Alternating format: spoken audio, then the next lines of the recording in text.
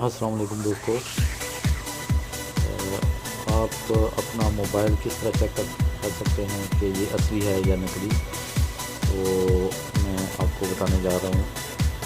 तो सबसे पहले आप डायलिंग के ऑप्शन में जाएं और यहाँ पे आप डायल करें *#0*#।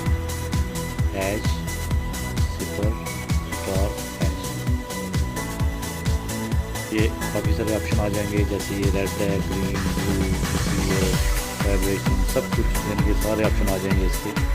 ठीक है, तो आपने ये सारे चेक करने हैं। जैसे कि मैं मिसाल दे रहा हूँ, सबसे पहले हम ये रेड पे क्लिक करेंगे, सबसे ऊपर वाले पे।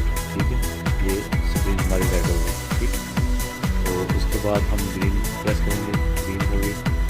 ठीक है, और इसी तरह हम बाकी जो जितनी भी हैं वो क्लिक करते जाएंगे। जैसे ये ब्लू है, ठीक है, जैसे अब ट्यून है, ये उसी का ट्यून, ये देखो काम कर रही है, इसका मतलब है ये सही है, ये अच्छी सेट है।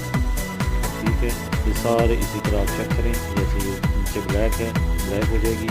ठीक है, तो अगर आप ये सारे ऑप्शन काम कर रहे हैं तो इसका मतलब ये है कि आपका मोबाइल सैमसंग बिल्कुल असली है। तो सैमसंग के अलावा ये किसी को चेक ना करें, सिर्फ सैमसंग के लिए है।